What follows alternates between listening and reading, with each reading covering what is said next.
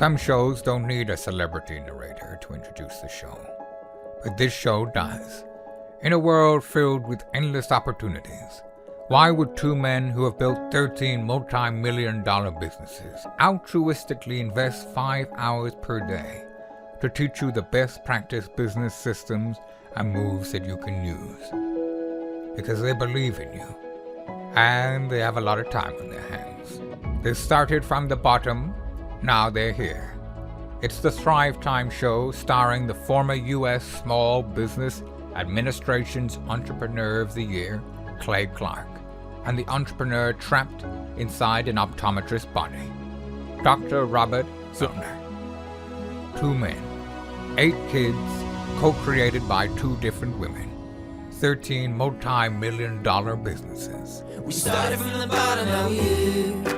We started from the bottom, and we'll show you how to get here. Started from the bottom, now we're here. We started from the bottom, now we're here. Mr. Clyde started from the bottom, and now we're at the top, teaching you the systems to get what we got. Colton Dixon's on the hooks, I break down the books. Z's bringing some wisdom and the good looks. As the father of 5, that's why I'm alive. So if you see my wife and kids, please tell them hi. It's the CNC up on your radio, and now 3, 2, 1, here we go. We started from the bottom, now we're here.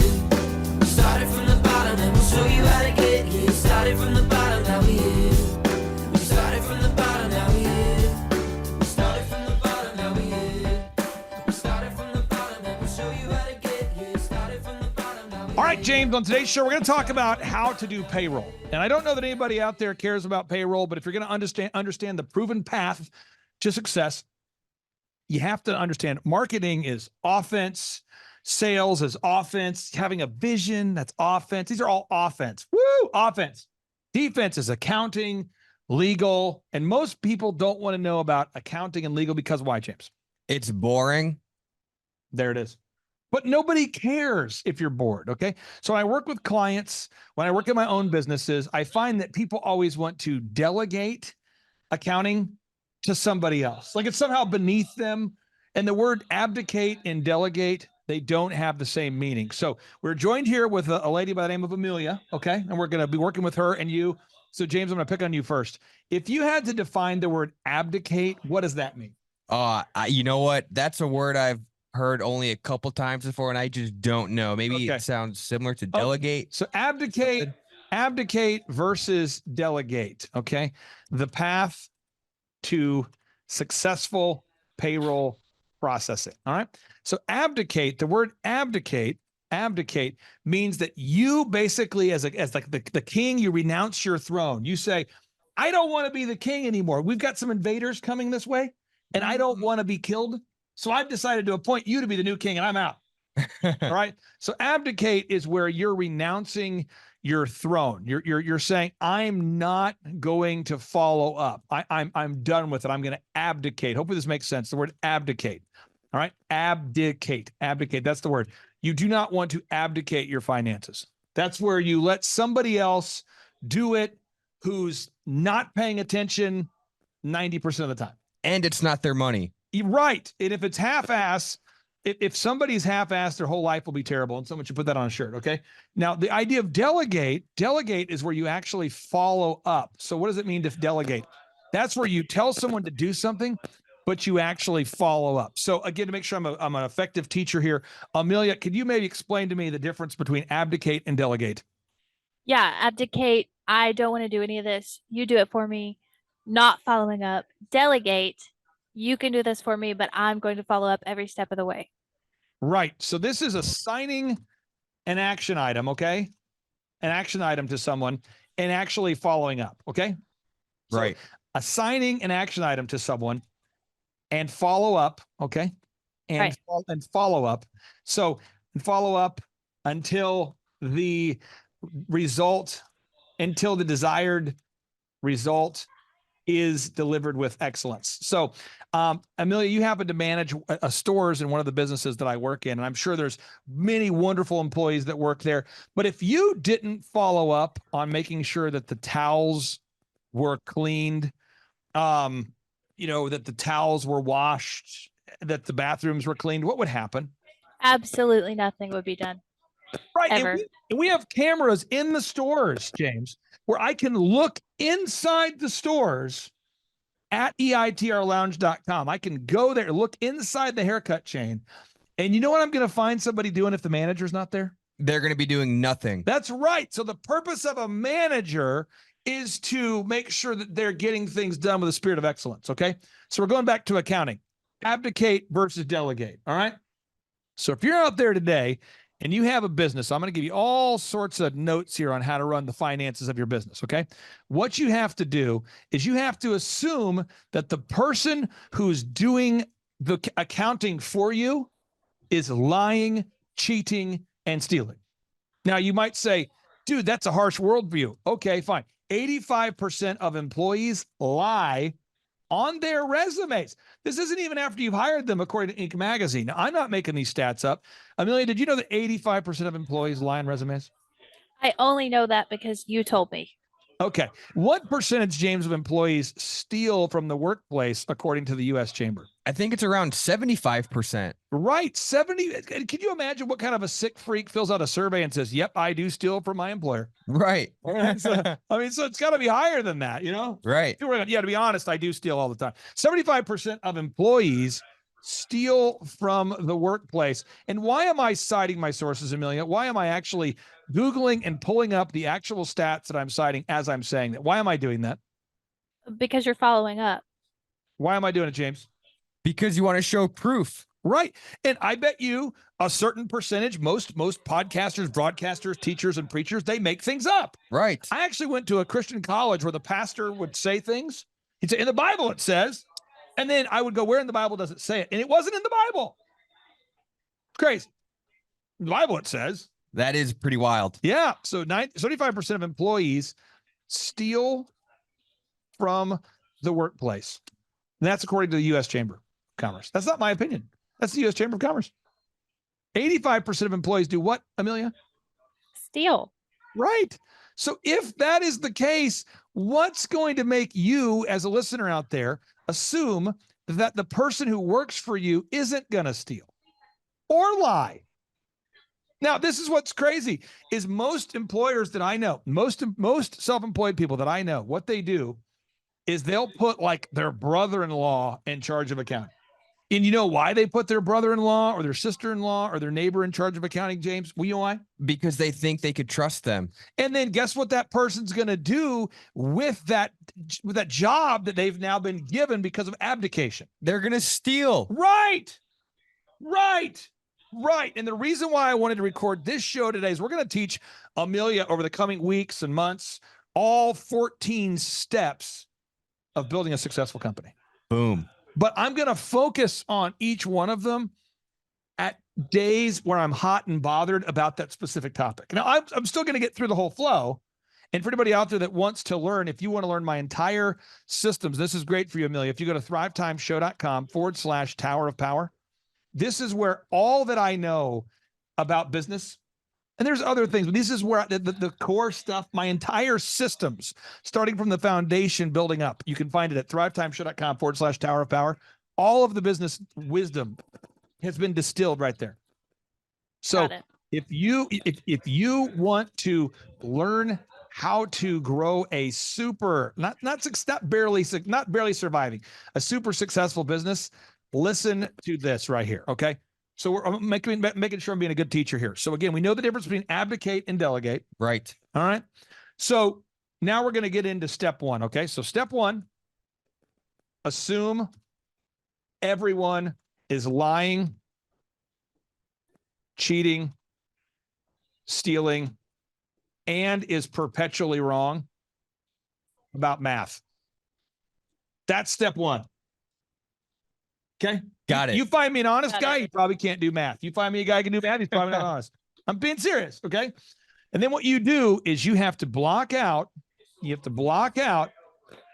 hour per week minimum to analyze the payroll. Okay. So I'm going to show you an example of how I would do it. Okay. So this would be this week's payroll. Okay. I'm going to make a payroll document. Okay. And this is going to be, I'm just going to put on here, let's say this is James, this is Amelia, this is Clay, This is Carl. This is Eddie. Okay. Got it. And this week, it's February the 23rd. All right. And then this week will be February the 30th. All right. And this week will be, I'm just trying to give you a couple examples. So that way, if you're a business owner out there or a consultant who works for me, you can teach clients how to do this. But you go through and you go, okay, this is the, okay. And I'm putting it now. Let's say that James last week, I'm making up a number, but let's say you made $900 the week before, you made $1,400. Let's say the next week you made $400. Next week you made, $800. Okay. Got it. We'll just kind of continue this just for a minute, just to kind of create some sort of a rough thing. And you go, he made $1,000. Okay. And then let's say, Amelia, that your pay is, it's kind of the same. It's merit-based pay. You're getting paid based off of the results you're doing, but you're maybe not quite as good at James. It's Right. You're doing a good job. You're maybe just not quite at that level yet. So you're like this, and you're going here, or here, and then so we're doing the math. We're kind of looking, and again, this is boring for people. This is boring. This is an accounting show. I don't want to watch this show. This is how you do it, though. Okay. And let's say Clay, he works there, and he's been there the longest. Okay. And this particular, I've been there the longest. I have the most recurring accounts. Oh, he's the best. Because I've been there a long time, though. You know what I mean? I've been there. I've been there 5 years, 6 years, whatever. So I happen to have in this scenario, more recurring accounts, more commissions coming in. People call me specifically because they know that I've been in business for a long time. That kind of thing. Right. So you get that, and you look here and you go, okay. And then you got Carl. And Carl every week, he does 400 this week. He does 400 next week. But then you see Carl's got like 800. And then you see Carl has like, 1,600. And you see Carl has 1,600. And you see Eddie, and Eddie's almost identical. He sits next to Amelia. He does about the same job she does, maybe not quite as well, but he's doing a good job. Carl, he's a good one, that Carl. And so you look at it, and you start to look here, and you go, okay, I'm starting to see some things. Now you're looking for deviations. All right. So step 2, you go, boop, boop, boop, boop, boop, boop, and this requires thinking. Boop, boop, boop, boop, whoop, boop, boop, boop, whoop, boop, boop, boop. This guy all of a sudden is making this much money. Something's wrong. Something's wrong. You know why something's wrong? Because he doesn't make normally that much money. Right. And you know what it is almost 85% of the time, James? Yeah, stealing. Or lying or cheating or both. Or it's a clever math guy, right? That's what it is. So step 3, look for deviations that don't seem accurate, consistent, or normal. Because it's not normal for our conferences. We sell about 30 tickets a day. We have some days where we sell 60 tickets, some where we sell 7 tickets. But on the average, it's about 30 tickets a day. Right. So all of a sudden, the guy turns in 180 tickets. That's why, Amelia, we went to an event in Florida. All right. That's why the person who's doing the payroll has to be mentally engaged in the job at all times. We went to Florida, Amelia, and there's a guy who never takes a shower, never brushes his teeth, and he said he was the top sales guy at the event in Florida. We pay our people $3 per thing they sell. Amelia, why would that not be normal for the guy who doesn't brush his teeth, who doesn't wash his hair, to claim that he now is the top sales guy in Florida? If you cannot take care of your daily basic needs, you probably are not the top salesman, Right. especially on your team. It's how it is, though, right? Right. So you have to look at it that way. That's why you can't delegate this to a third-party payroll service that's going to do it, because they don't know. They don't know. They don't know the jackassery. I know that you just look at them as names. I look at it, I go, Carl, that's the guy. That's the guy who lies about everything. There's no way that guy, is a top sales guy. So it's really, really important that you do it. Okay. So again, step 1, you assume everyone is lying, cheating, stealing, and it's perpetually wrong about basic math. Right. Step 2, you Block out 1 hour per week to analyze the payroll. Right. In step 3, you Look for deviations that don't seem accurate, consistent, or normal. Now, Normal. step 4, you install merit-based pay, okay, for every position in your business. Okay. So we're going to assume that this particular scenario is a merit-based pay culture, meaning that because Eddie's doing a good job, he made $800, but his base pay is $480 a week, but he makes commissions or bonuses based off of his level of success.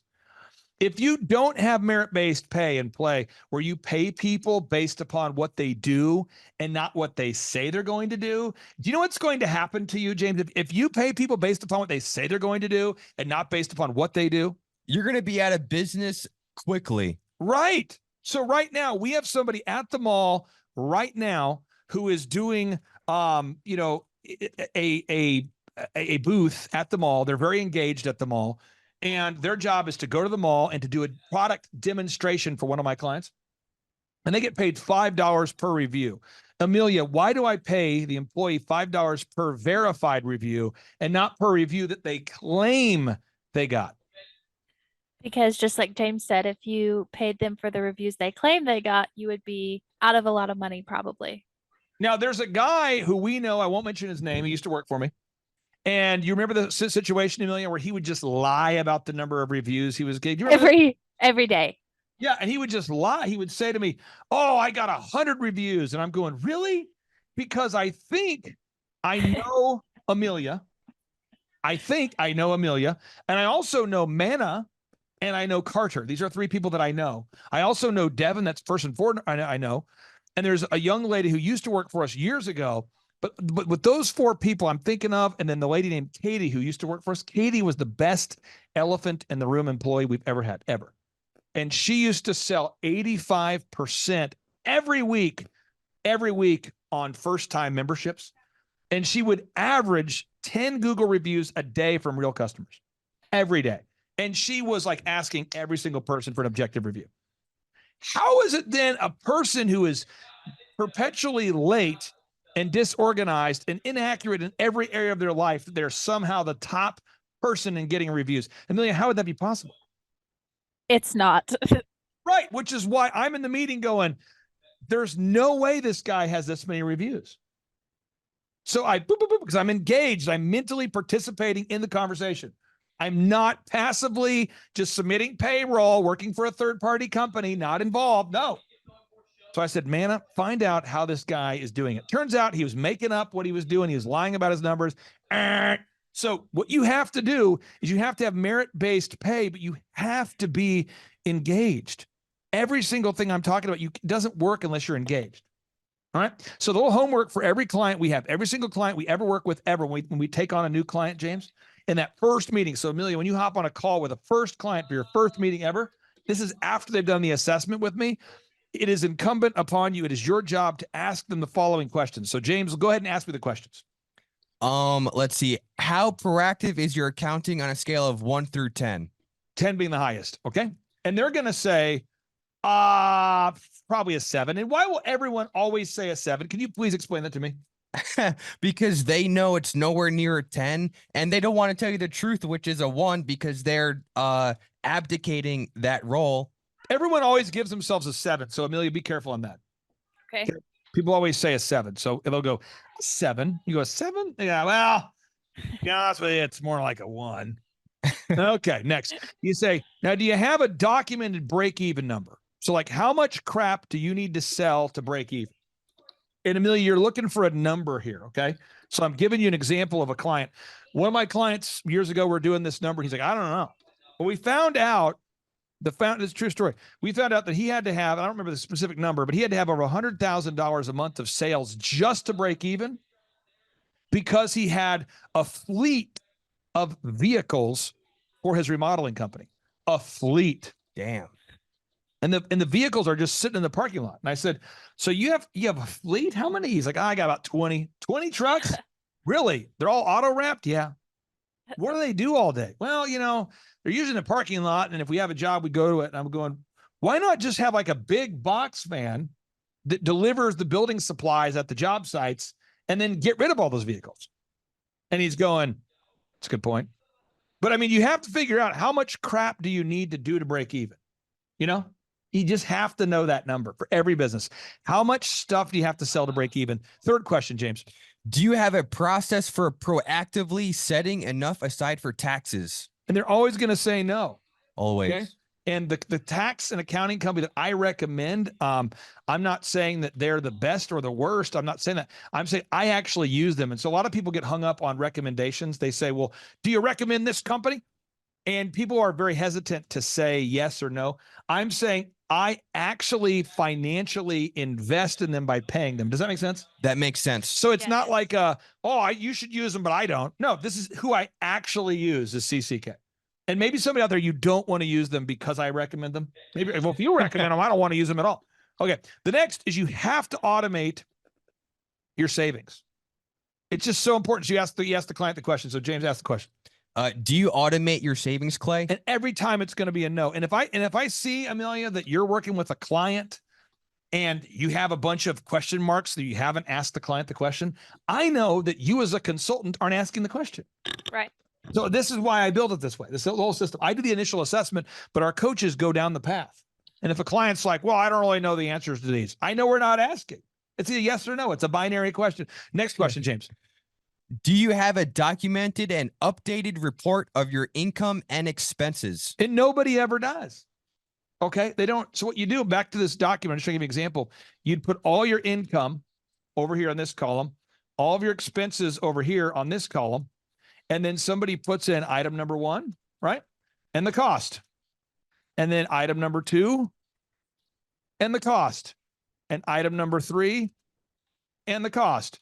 And this should take a long time, this process. So on the income, these should be like, item number 1, we sold a spatula for $7,000 because we sell spatulas. We sell commemorative spatulas used by famous people. Okay. So we sold one for $7,000. It's Donald Trump's spatula. We sold that. Okay. We sold another one for $9,000. That's okay. Over here are the expenses, right? So this is going to be, and you have to line item them. So you have to say spatula number 1. You can't just say some number. You have spatula number 1. And you say, this right here, this was a spatula gold series. Ooh, the spatula gold series. Wow. And then this one over here was the spatula platinum series, the spatula platinum series. Wow, this is an incredible spatula you purchased. Yeah, why do you have to go through the time, James, of doing a line item for everything? You need to know where your money's coming from and where it's going to. Right. So on your expenses, you have to do the same thing. So, what did we buy? Don't just put stuff, we bought a USB cable. Cool. What else did you buy here? We bought an XLR cord. What are we doing? We're building a studio, by the way. What did we buy here? An SM58 mic. And you have to be detailed. And people are not detailed. People are just half-assed, which is why their whole life is terrible. People want to be half-assed, which is why their whole life is terrible. They don't want to take the time needed to put this stuff in. But this is my love language. This is what I want to put in. This is what I get into. I hate vague conversations. Casualness causes casualties. You cannot be casual. You got to be intense. So we move on to the next one. Do you have a set time and place to review your finances every week? And the answer better be yes, but it's always no. And then Amelia, you would ask the follow-up question, where? Right. And they would go, at my office, when? At 5 a.m. on Tuesdays. And if you don't have a specific time and place, it's not going to happen, because what gets scheduled gets done. What does not get scheduled does not get done. This is big stuff. And this is the stuff you can go to college forever. You can go to college forever. And I'm telling you, I run into all these business owners who've been to college for a long time, and all of them go, gosh, I've never heard any of this stuff before. And it's changing my life when I do it. I go, I know, because I grow businesses. That's what I do. And the way that a piano teacher plays the piano, I grow businesses. That's what I do. I'm into it. I'm good at it. That's what I obsess on. Okay. But so the action items for the client, they need to create an income and expenses sheet. Okay. They need to determine a set percentage of their income to save. They need to schedule a weekly time to look at their numbers. And there's a specific podcast I want everyone to listen to, and I'll put a link to it on today's show notes so people can look at it, because you cannot delegate your finances. Now, that being said, any follow-up questions that you have, Amelia, about this process? Because this was just 1/14 of the coaching system that we went through, but you're going to have to master it. Right. Not at this moment. James? You know what? I am clear, and I picked up what you put down on this thing too. So where could you see someone not doing this, James?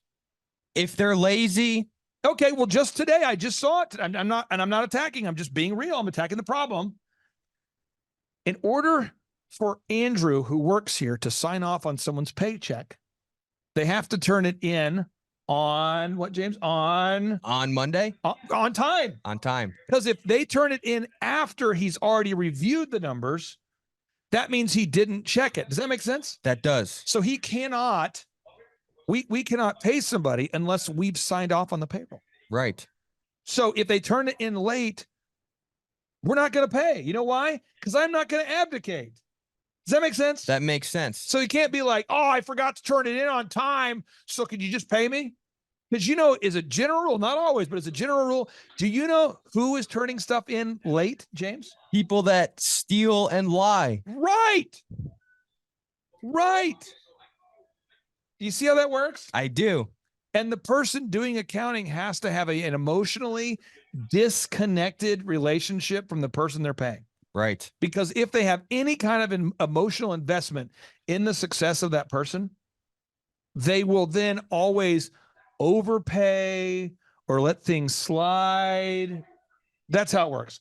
Can't do it. You can't do it. And even if you have somebody on your team that is handling the payroll for you, you as the owner have to follow up. And that's how the process works. All right. So this is right here, folks. This is how to do. This is how to manage the payroll. All right. Let's say the payroll and accounting of a small business, of a business. We'll say of a business.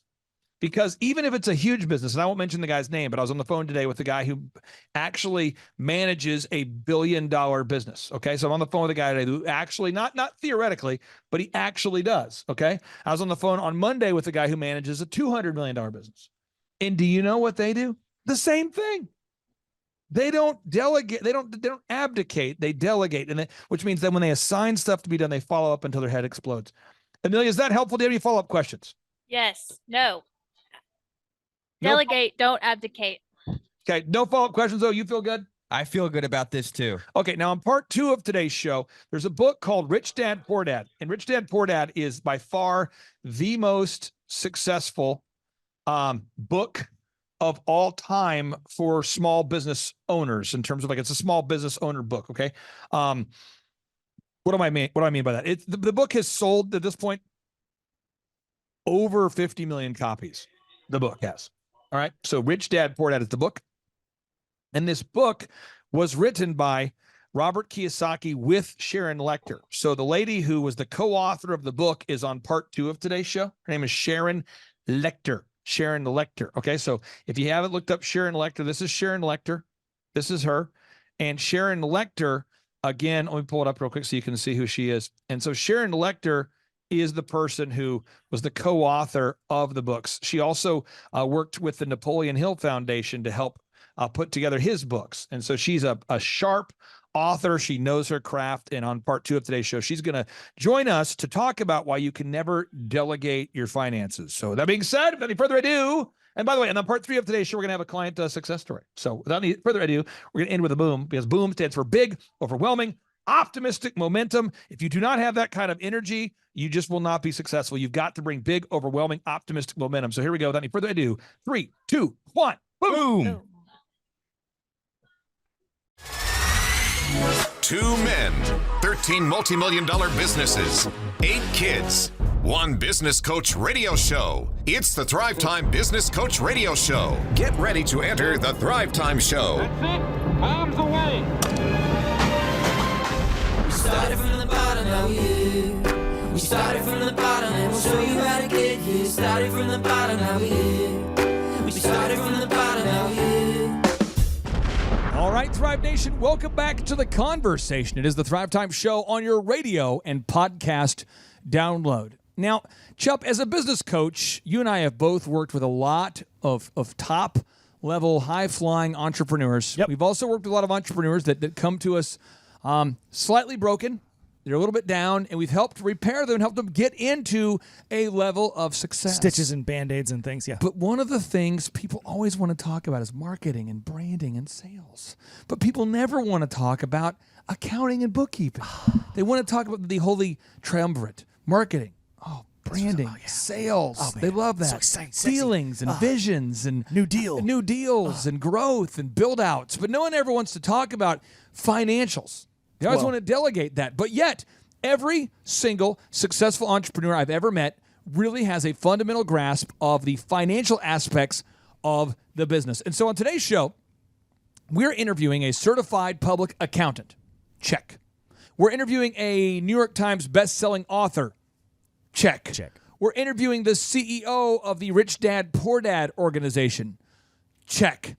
We're interviewing somebody who worked with Robert Kiyosaki to write the 14 books of the Rich Dad, Poor Dad series. Check. We're talking about the lady who took his idea, which was on a piece of paper, to make a board game, Robert Kiyosaki's idea to make a board game, and turned it into a book empire. Check. We're talking about a lady who was asked by the National CPA Financial Literacy Commission to serve as their national spokesperson. Oh, by the way, this is the same council that served both President Bush and President Obama. Check. This is a lady who has a team of over 5,000 people who help her with her various entrepreneurial projects. 5,000. That's a lot. Check. Ladies and gentlemen, we have a person here who's written Napoleon Hill's, she helped recraft Napoleon Hill's book, Outwitting the Devil. You see, Napoleon Hill wrote a book, the manuscript for Outwitting the Devil, in the 1930s.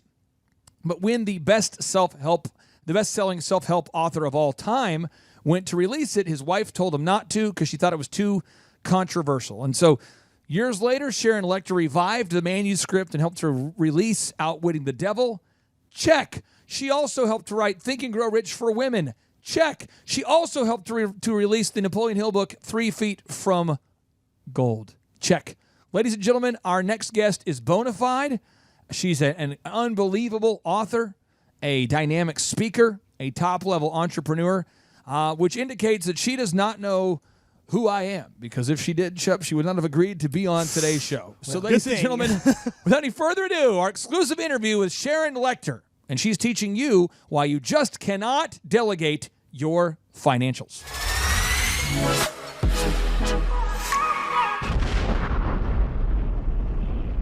Now, as far as the financials, look at the numbers.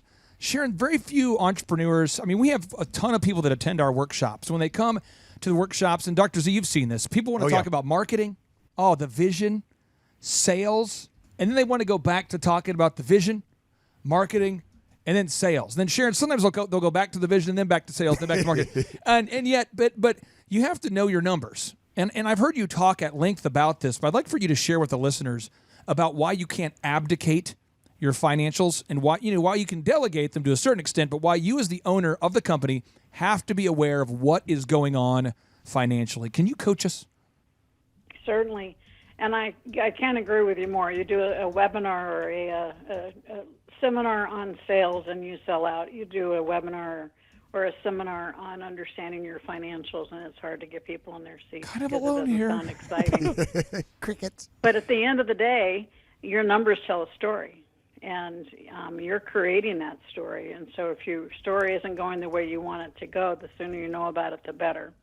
And so it's very important for entrepreneurs. And sometimes, you can't be the one doing the numbers because you want to focus on growing your business, but you need to make sure you have the right people on your team. But you always need to know your numbers, and you need to have a dashboard or something so that you are constantly on it. As I sit at my desk right now speaking to you, I have my accountants outside working on some things for me. They know that I need to, at any given time, I know what kind of accounts I have. I know what kind of money I have just because of my years of experience.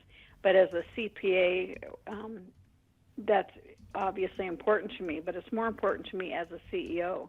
If you own your company, if you don't know what the numbers are telling you, then you can get a very rude surprise. And it's very important for people to understand the importance of understanding the income statement, which is telling you over a period of time how you're doing it, and then also to understand your balance sheet, which tells you basically like a snapshot of the day and time, showing you what your assets and liabilities are, and how those two play together are very important. Sharon, I see. It's painful for me to see it, and as a coach, and I write for Forbes, and so I have a certain platform. But you have one of the biggest platforms in the world, so I'd like for you to maybe give the tough lesson to the entrepreneurs out there listening who are saying, "Yeah, I know accounting. I know I need to know my balance sheet, and I know I need to know the income statement, but I don't because my accountant handles that." Could you give us the tough love for somebody out there who is refusing to know their numbers? Because I'm sure you've met people like this before. Well, they know the stat of the number of businesses fail in the first 3 years, and the primary reason they fail is the lack of capital, lack of funding, and lack of financial management. And what happens is, those entrepreneurs that fall into that category, Clay, are the ones who put their head in the sand. And they think that if they just drive faster and they make more sales, everything's going to be okay. The issue is, unless you understand the whole picture and you understand what your margins are, understand what the bottom line is, you can't really grow your business. And people that are losing a nickel on something say, if I can just sell more of them, I'll be okay. No, you're just going to lose that much more money. You have to understand the cash flow of your business. And more importantly, you need to understand the timing of your cash flow. And so it's not just understanding that you're selling a lot, but you need to understand when that money's coming in and when you have to spend money in order to make the product. So let's say you sell $1 million worth of product. Well, you have to have that product in your inventory, or you have to have the money to build it so that you can collect $1 million. And so you probably need a lot of that cash up front. And so what happens is business owners who don't pay attention to that end up having to go to very expensive money, factoring those receivables to be able to pay for the inventory. And they get themselves further into debt, further into problems. And instead of feeling good about being successful, that success costs them their business because they have not paid attention to the numbers, to the cash flow, and the timing of that cash flow. Our show, we're all about teaching listeners specific action steps they can take. And so I want to take a second to brag on a listener that's actually doing this properly. But Aaron, who I mentioned earlier with Shaw Homes, one of the things that gives them an unfair advantage over their competition is that they know the costs of the materials. So like when the cost of plywood went up drastically recently, Sharon, they know that. And so they were able to quote the clients accurately, and they don't get to the end of when you finish the home, you close on the home, the new buyer moves into the home. They don't have to tell the buyer, oops, it's going to cost more money, and they don't run out of cash. So I'd like for you to put on a little mini seminar here about what we need to know about cash flow, because Shaw Homes knows cash flow. They know their expenses. That's why they can quote people a price and honor it. But their competition, I mean, if you go online and read the Google reviews, there are so many reviews by customers complaining about the bait and switch move. And I don't think people are, the other builders are dishonest as much as they just don't know their numbers. Can you talk to us about cash flow and just kind of cash flow 101? What do we all need to know? Well, Aaron's business is a perfect example of the timing of cash flow that I just mentioned, because you don't build a house overnight. And so they have to have the financing to get that house done, knowing that the payoff is in the future. And when that payoff comes in, hopefully it's going to have not only pay off their expenses, but give them the profit on top of it. And those expenses include all those materials you're talking about, but even more so, the labor of all the people on their team. And so just as when I talk about cash flow, I want to take a minute about materials. So we talk about just-in-time ordering. So when they're building that house, they can't put plumbing in until they have to have the plumbing in before they can pour the concrete over it. Those things have to come in. There's a stage in which you have things done. You can't have the roofers waiting to put the roof on when it's not ready for them. And so each stage of process of building a home has to be timed appropriately so that you have the minimum cost of labor for the people and the technicians doing their job. And that has to be perfectly timed. And so that takes talent. That takes people who know what they're doing. But it also underlying takes that expert and that individual understanding what every minute of that costs them. So when they have a delay, or they have products not, the lumber isn't there, they have a week delay in lumber, they have to recalculate and find out what that's going to cost them to make sure they're always working to their budget, to make sure they have the profit that they're expecting at the end of the day.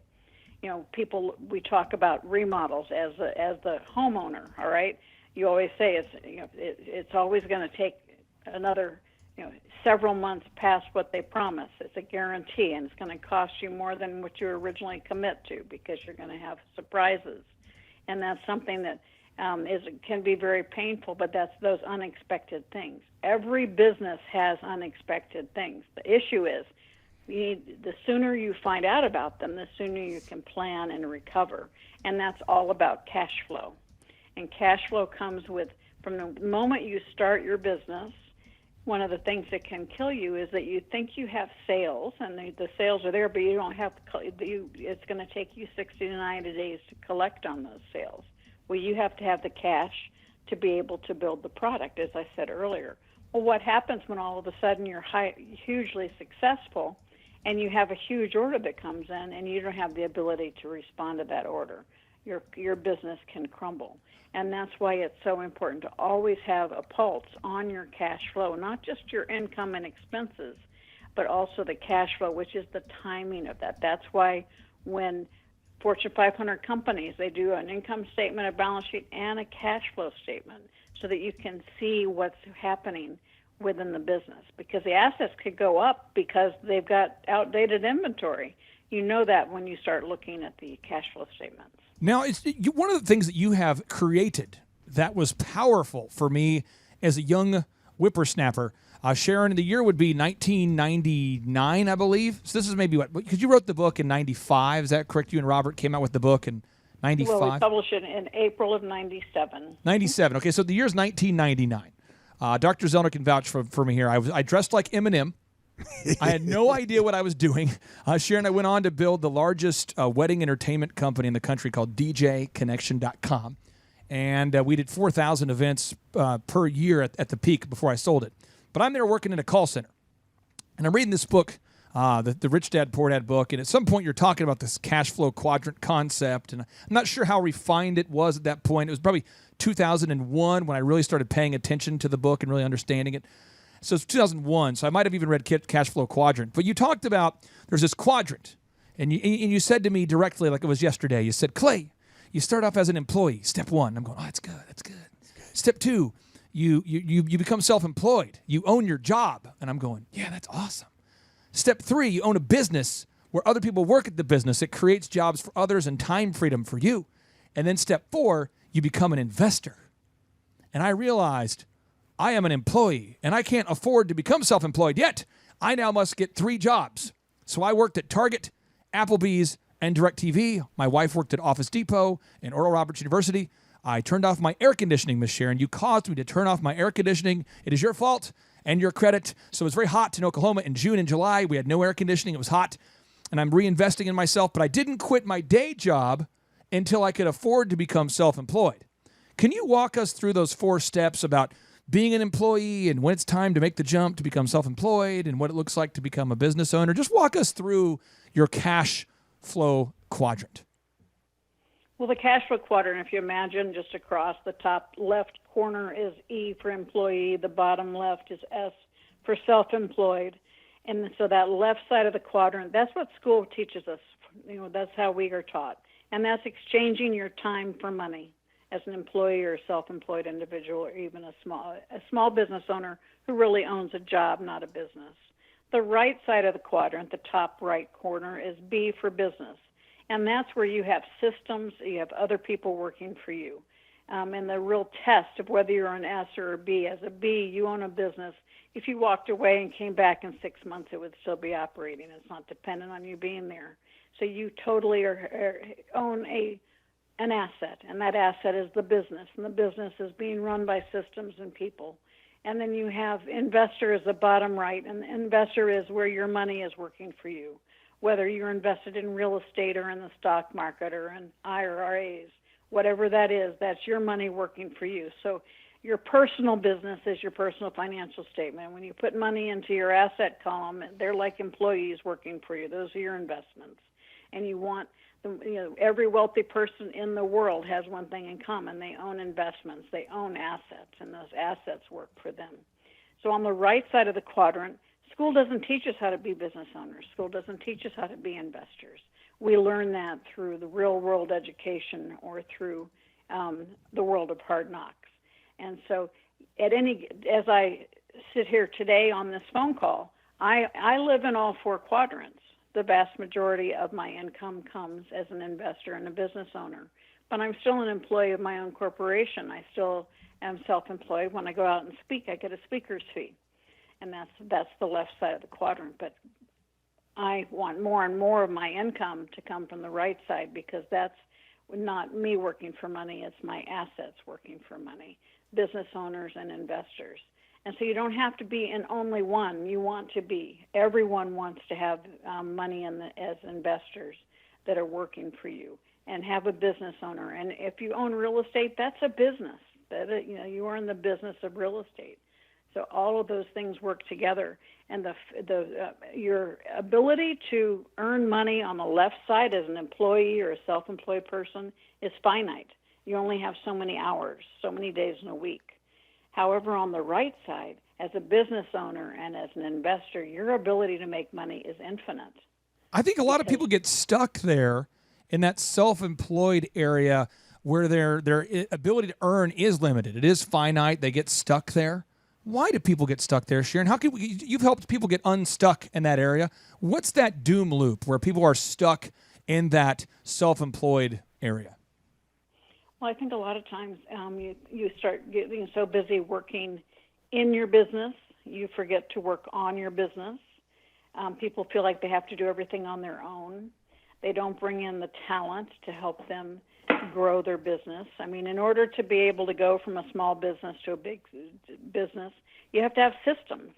And when you do everything yourself, it's going to be hard to grow, and nobody's going to ever be doing it exactly the way you want to. But if you create the systems, obviously we can think of the most perfect example, McDonald's everywhere. The owner is not there.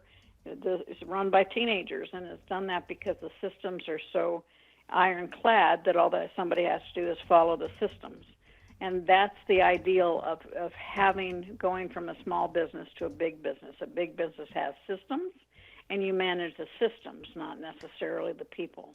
And you have people working for you, your systems are working for you, other people's money. And that's what really gets you out of a small business to a large business. Now, maybe as a small business, you're a doctor or you're a lawyer. So how do you do that? Well, you hire other doctors or other lawyers, and you start building a practice around it, and so that you have the ability to earn, have systems on how the operations are being handled, and other people, and you make a percentage off the other doctors and lawyers. You're taking the overhead and your ability to grow and leverage. In order to, you might have a very successful small business, but a successful small business can only scale and therefore be sustainable if it has systems. I feel like the systems involve checklists, processes, workflows, and Sharon, there are things that they're so boring. I mean, they're not vision. They're not sales. They're not marketing. I mean, the systems thing, I'm kind of a sick freak in that I actually enjoy making systems because I like the result, and I think I also just like the process of making systems.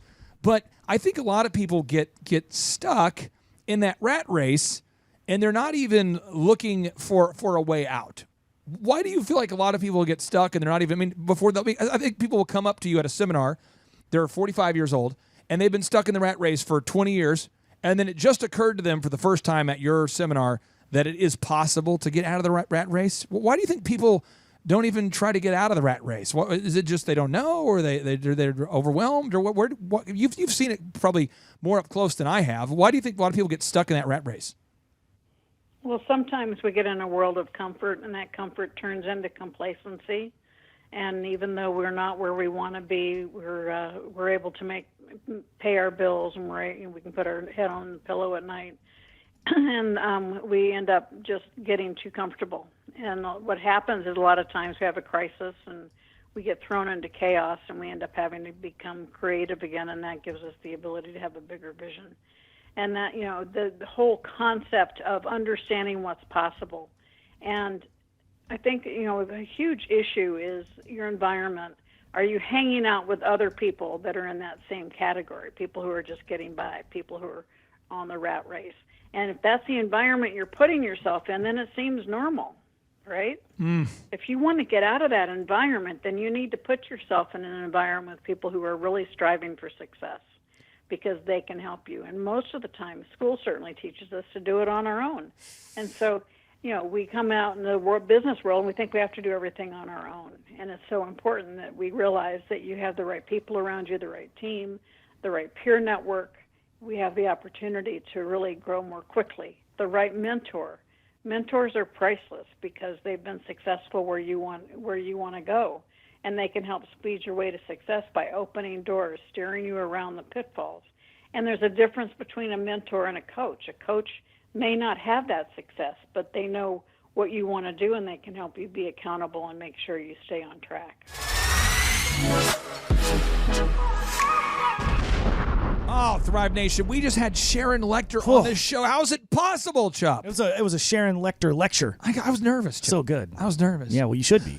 Sharon? She's an authority. Do you remember when you wrote Rich Dad Poor Dad? That was pretty cool. I mean, I'm just telling you, she is such a great lady, kind lady, and she's agreed to be with us on 6 separate shows, which is so exciting. And so on our next interview with Sharon Lecter, we're going to ask her about why college is probably not the right move for most people. We're gonna ask Sharon, why do you feel that college may not be the right option for many people? And so she's going to question the great religion of college, which I know is heresy to many people. You can question people's religion, you can question their politics, you could question a lot of things, but you cannot question. You can't. Chup, I think questioning, even asking the question whether you should go to college or not, I think asking that question to some people, saying, should I go to college or not, is a lot like getting a kiosk at the mall and setting up a nice, beautiful. Chup, can you grab my megaphone over there by the man sink? It's like setting up a kiosk. Imagine this, Thrive Nation. Imagine you're at a mall, a local mall area there where there's a lot of stores there. There's Victoria's Secret, there's Bath and Body, there's what is it? There's Champs. There's a Foot Locker. There's an Orange Julius. There's a Chick-fil-A. The standard American mall. And imagine that you set up a kiosk just outside of the food court and you play this game. All right, ladies and gentlemen, step right up. It's going to be the weight guessing game here. The weight guessing game. I'm going to guess your weight, and if I get it right, you win a magical prize. If I get the weight wrong, just keep on walking here, folks. I'm going to start with you there, ma'am. You're looking like you weigh 187. No, okay. What we try to get here? You want to play again here? Well, I'm not getting a lot of interaction here. I'm not getting a lot of feedback from you. I'm going to say that you weigh 152. Still a little bit high. Okay, all right. Well, not getting a lot of it. Man, where'd you go? Man, sir. All right, we're gonna play the IQ guessing game here, folks. Sir, you look like your IQ is a 7. Higher? Oh, okay. Anyway, you want to guess? If you can't go over, like the Price is Right. You can't go over. Is it 50? Okay, we'll go back to the weight guessing. But ma'am, you back there, you look like. Well, I'd say, folks, let me guess your age. Ma'am, you look like you're 47. 22? Don't say. Well, you drink? All right, ladies and gentlemen. All right, down there, folks, step right up here. I'll guess your weight. I'll guess your age. I'll guess your IQ. It all's happening here. All we got to do is just walk by. I'll guess. And if you don't win, you can just keep on walking. That's not going to go over well, Chuck. Yeah, no, this is not going to get you very far. But because I have a megaphone available at all times, this is true. In the man cave, we were able to imitate that scenario with perfect quality. It's funny how many times you've said that. Hey, Chuck, grab my megaphone, would you? All right, so Thrive Nation, stay tuned as Sharon Lecter on our next episode here asks, the question, is college right for you? And as always, without any further ado, 3, 2, 1, boom.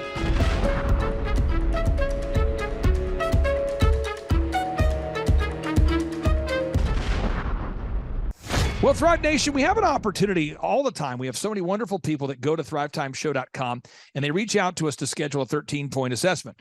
We also have a lot of people that go to thrivetimeshow.com and they schedule a free 13-point assessment, and they're not a good fit because I only work with diligent doers. I only work with people that are willing to actually implement the proven systems that Dr. Zellner and I both teach and implement in our own companies. So people say, I do want to grow my business 7 times faster. I do want to reduce my working hours. I do want to increase my time freedom and my profits. I think we're all in agreement that that's a good thing. However, we can only help people that are willing to put the work in. And on today's show, we're joined by a man by the name of Ronnie Morales. His company is moralesbrothers.net. I hold him in high regard because he and his family-owned business, they actually are growing. I would call it dramatically. When you look at this, Inc. magazine right now shows that 96% of businesses fail. Inc. magazine says 96% of businesses fail. That's not good. Whereas this guy's business isn't growing by 10%. It isn't growing by 20%. It is growing dramatically. But again, if Ronnie Morales had filled out the form and had scheduled a consultation and wasn't willing to actually implement what we were teaching, it would all be for naught. So I'm excited for you to meet somebody who I would consider to be a diligent doer. He's based in Richmond, Texas. And without any further ado, Ronnie Morales, welcome on to the Thrive Time Show. How are you, sir?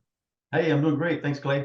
Hey, so how did you first hear about us? How did you hear about the Thrive Time Show? I listened to your Thrive Time Show podcast for those 7 years, and I was learning so much. I was like, man, I got to give this guy a try. So you listened to our podcast 7 years ago? Yeah. Really? 7 years. Do you remember the first podcast you listened to 7 years ago?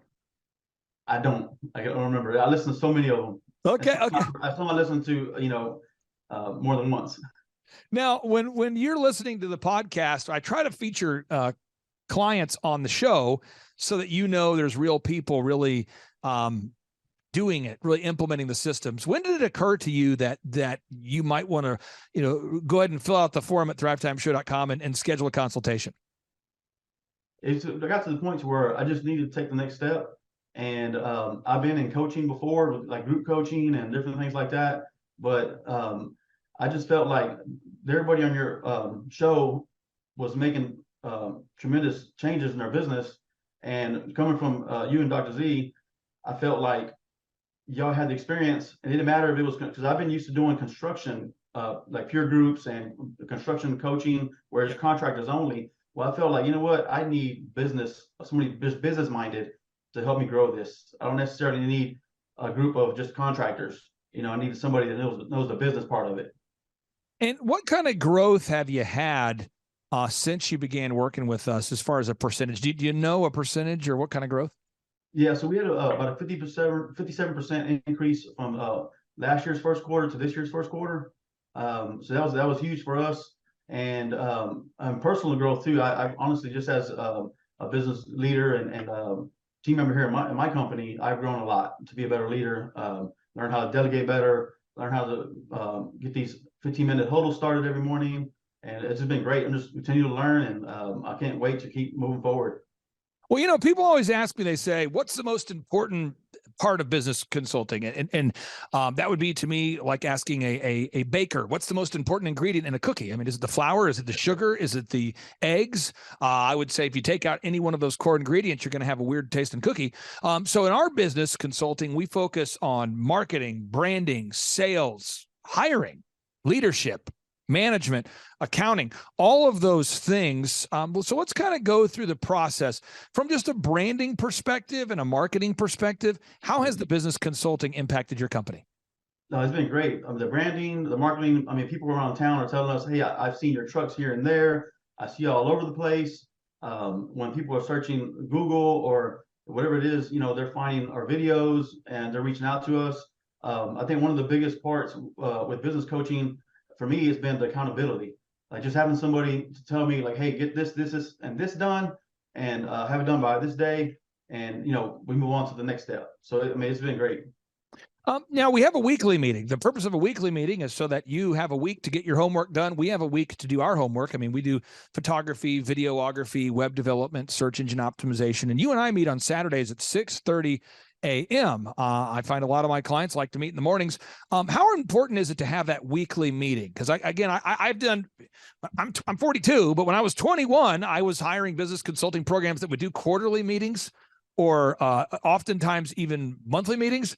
And I found that nothing got done. How important is it for you to have a weekly meeting? I think it's very important as a business owner to have that weekly accountability to make sure you're staying on schedule. Because as a business owner, you wear so many hats. It makes it difficult to get the important things done that you need to get done, but that you want to put on the back burner. But when you know you have somebody to be accountable to, and it's a weekly thing, and they're steadily putting in your ear, like you got to get these things done. You know, get the reviews. You know, get the video testimonials. It just makes it to where, you know, you have an assignment and they just get it done. Now, at the business conferences, we walk people through the entire system. This is the system we teach from. This is from my newest book called A Millionaire's Guide to Becoming Sustainably Rich, which everyone can download for free right now at thrivetimeshow.com/millionaire. You and I, we track the numbers every week. So box number 1, we establish those revenue goals. We do that. We know the break-even numbers. We know how many hours you're willing to work. This is crazy. You're married. Your wife loves you. You love your wife. I'm not ever advocating during our coaching meetings like, forsake your family and grow your company. Can you talk about that, how important it is to work with maybe a coach that understands that you want to have a healthy family and a healthy company? Oh, I think it's very important. You know, like yesterday I had a good dinner with my wife, you know, and we had a good evening with live music and really enjoyed each other's company. You know, I took my kids camping twice this month already for 4 days, and we're enjoying the summer. But I think it's very important that as a business owner, as you put the hours in, put the hard work in, but you also take the time to spend with friends and family. I mean, it's important. You know, rising up early to get my meditation time is very important to me too. So I think just again having somebody that knows the value of these things is important. Yeah, as we go through, I mean, you are knocking it out with the marketing and the branding and all the things we have to do to optimize your website and make the ads work. We've determined your unique value proposition. We've improved the branding. We have a 3-legged marketing stool. We know how to generate leads online and offline and referrals. The sales process, and I'm not picking on you, but I mean this, you're like a super humble guy. So I feel like that the sales process was something that once you learned the proven process, you kind of took to it right away. But I think a lot of contractors don't want to come across as too aggressive or too passive or too whatever. And I feel like the sales process of your team really doing a good job of calling all the leads, and the calls are recorded for quality assurance. I feel like that's been a big needle mover for you. Maybe I'm wrong. I'd love to get your thoughts on that. Yeah, no, it's been great. I had my own way before I joined your team.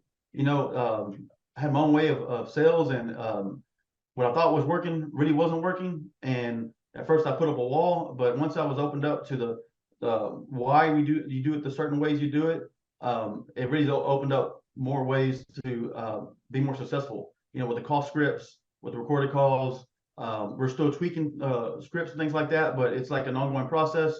But it's been great, and I think that it has helped us a lot. We call our leads back right away, within hours, a few hours, most of the time, and it's just important. And we've gotten a lot of leads, and where I needed to hire my first sales employee.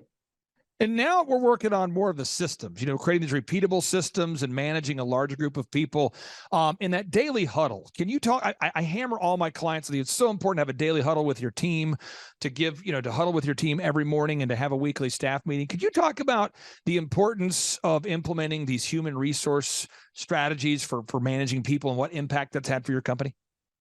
Yeah, so the impact of daily huddles have for my company is that it brought the team together. All of our employees, which is 17 of us full time, it's brought us all together to where we get to see each other in the mornings and grow together. We start off with some wins, keep it brief. We go over company updates. Then we go over all our projects, and we ask like, you know, how's that client doing? Is the project on schedule? But what it did, it helped us a lot with the daily interruptions with, hey, so what's going on here? And these questions that could be answered in the morning. So they learn to answer these important questions in the morning so that there's less interruption throughout the day. Now, the final two areas I wanted to cover here is, there's so much to growing a company, and that's what we talk about on our weekly coaching calls.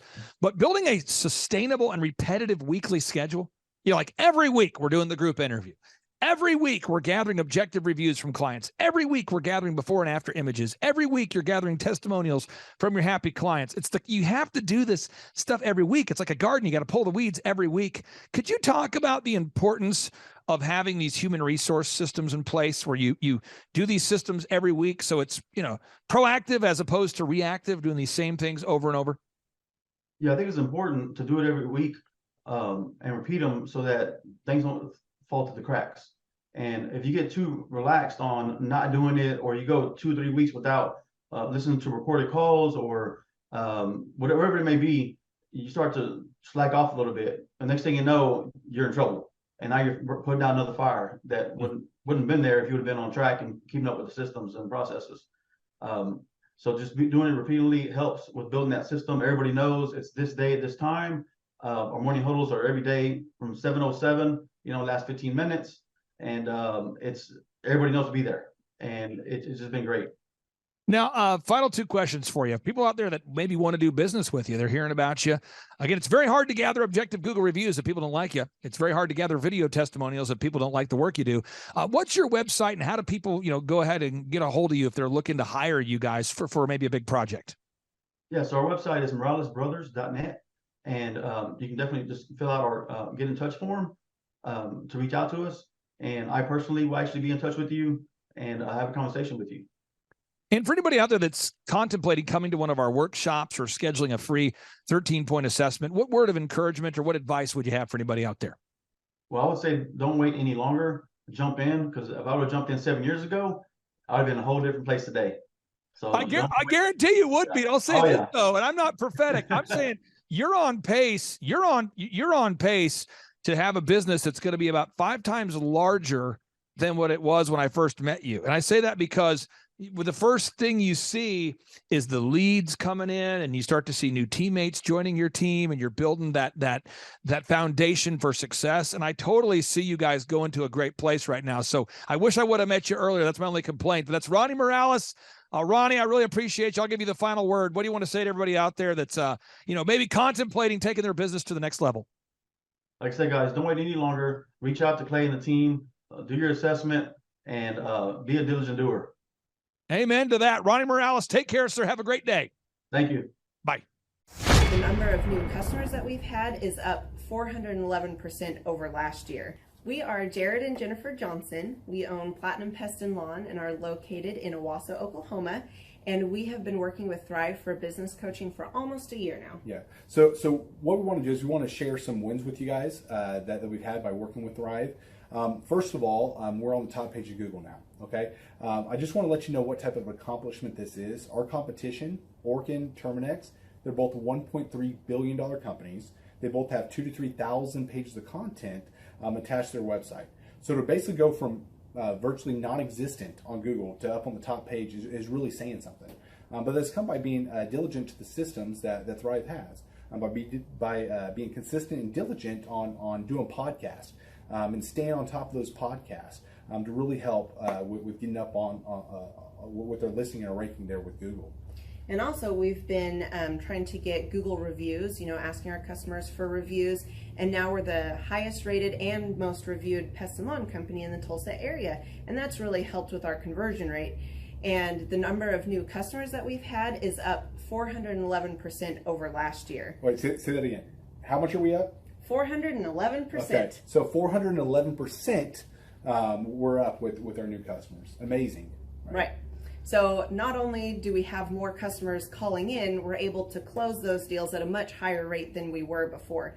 Right now, our closing rate is about 85%, and that's largely due to, first of all, like our Google reviews that we've gotten people really see that our customers are happy, but also we have a script that we follow. And so when customers call in, they get all the information that they need. That script has been refined time and time again. It wasn't a one and done deal. It was a system that we followed with Thrive in the refining process, and that has obviously the 411% shows that system works. Yeah. So here's a big one for you. So last week alone, our booking percentage was 91%. we actually booked more deals, more new customers last year than we did the first 5 months, or I'm sorry, we booked more deals last week than we did the first 5 months of last year from before we worked with Thrive. So again, we booked more deals last week than the first 5 months of last year. And it's incredible. But the reason why we have that success is by implementing the systems that Thrive has taught us and helped us out with. So. Some of those systems that we've implemented are group interviews. That way we've really been able to come up with a really great team. We've created and implemented checklists. That way everything gets done and it gets done right. It creates accountability. We're able to make sure that everything gets done properly, both out in the field and also in our office. And also doing the podcast, like Jared had mentioned, that has really, really contributed to our success. But that, like I said, the diligence and consistency in doing those and that system has really, really been a big blessing in our lives. And also, it's really shown that we've gotten the success from following those systems. Yeah. So before working with Thrive, we were basically stuck. Really no new growth with our business. And we were in a rut and we didn't know. The last 3 years, our customer base had pretty much stayed the same. We weren't shrinking, but we weren't really growing either. Yeah, and so we didn't really know where to go, what to do, how to get out of this rut that we're in. But Thrive helped us with that. They implemented those systems. They taught us those systems. They taught us the knowledge that we needed in order to succeed. Now it's been a grind. Absolutely, it's been a grind this last year. But we're getting those fruits from that hard work and the diligent effort that we're able to put into it. So again, we were in a rut. Thrive helped us get out of that rut. And if you're thinking about working with Thrive, quit thinking about it and just do it.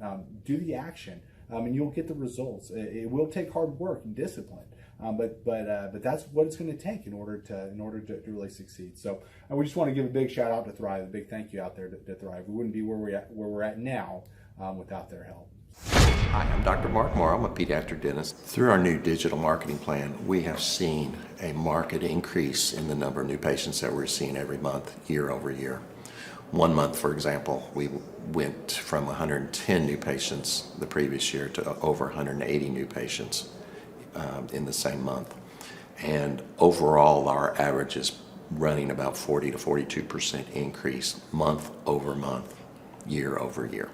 The group of people required to implement our new digital marketing plan is immense, starting with a business coach, videographers, photographers, web designers. Back when I graduated dental school in 1985, nobody advertised. The only marketing that was ethically allowed in everybody's eyes was mouth-to-mouth marketing.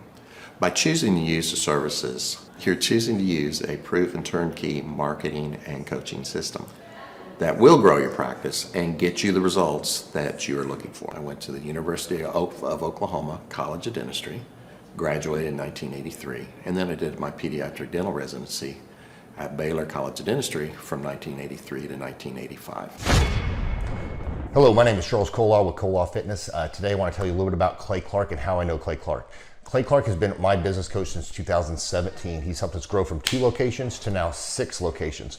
We're planning to do 7 locations in 7 years and then franchise. And Clay has done a great job of helping us navigate anything that has to do with like running the business, building the systems, the checklists, the workflows, the audits, how to navigate lease agreements, how to buy property, how to work with brokers and builders. This guy is just amazing. He's this kind of guy has worked in every single industry. He's written books with like Lee Crockrell, head of Disney, with the 40,000 cast members. He's friends with like Mike Lindell. He does Reawaken America tours, where he does these tours all across the country, where 10,000 or more people show up to some of these tours. On the day-to-day, he does anywhere from about 160 companies. He's at the top. He has a team of business coaches, videographers, and graphic designers and web developers, and they run 160 companies every single week. So think of this guy with a team of business coaches running 160 companies. So in the weekly, he's running 160 companies.